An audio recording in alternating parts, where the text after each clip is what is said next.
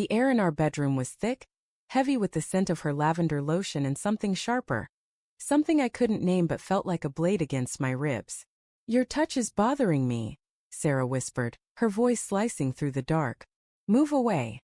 Her words weren't loud, but they landed like a fist, knocking the breath from my chest. I froze, my hand hovering over her arm, the warmth of her skin still tingling on my fingertips.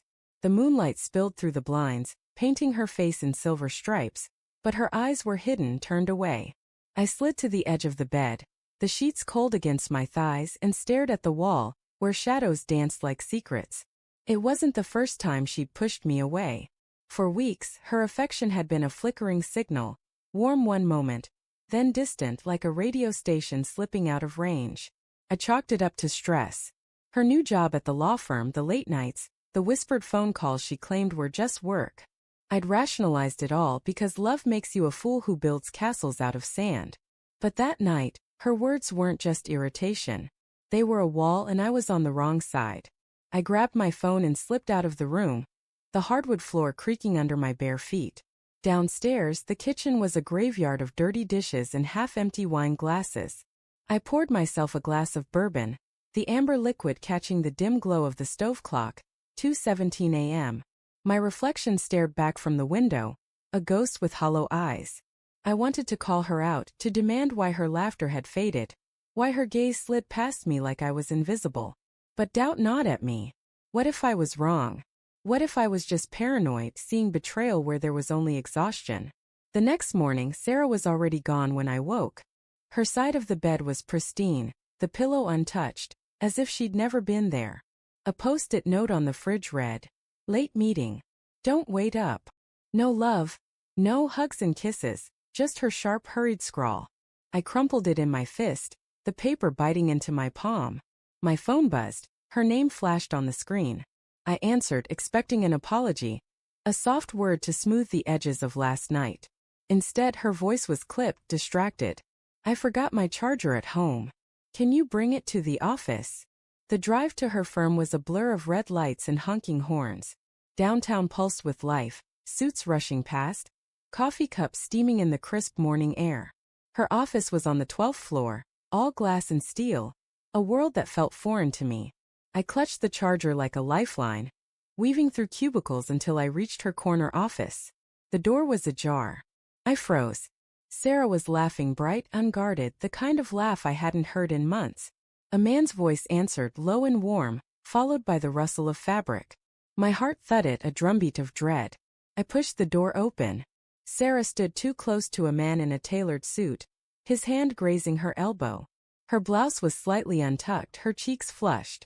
She saw me and flinched, her smile vanishing like smoke. "Mark," she said, stepping back. "You're here." The man, James, her colleague, I'd met him at a firm party, nodded at me, his eyes cool, assessing. "Just dropping off the charger," I said, my voice steady despite the storm in my chest. I set it on her desk and left, the elevator's hum drowning out the blood roaring in my ears. That night I didn't confront her. I cooked dinner, her favorite lemon chicken, the kitchen filling with the sharp tang of citrus. She came home late, her hair damp from a shower I knew she hadn't taken at home. "Long day," she said, avoiding my eyes. I nodded, slicing into my chicken, the knife scraping the plate. The silence was a living thing, coiling around us. My phone stayed quiet, but I kept checking it, waiting for something. A text, a call, a confession. Nothing came. Days bled into weeks. The signs were everywhere now, impossible to ignore. A receipt for a coffee shop she never went to. A faint whiff of cologne on her scarf, musky and unfamiliar. Late-night texts she deleted before I could see. Each discovery was a splinter under my skin, sharp and festering.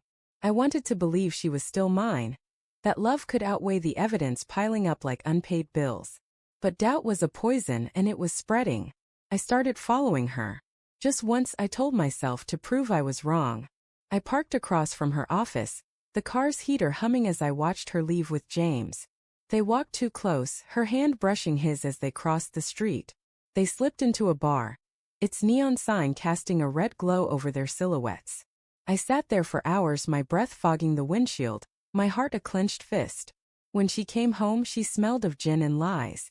My phone rang 50 times that night.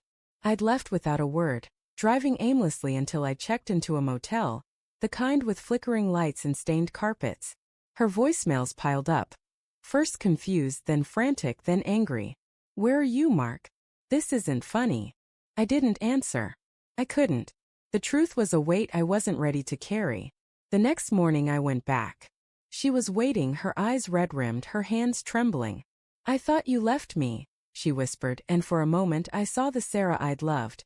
The one who'd danced with me in the rain, who'd promised forever.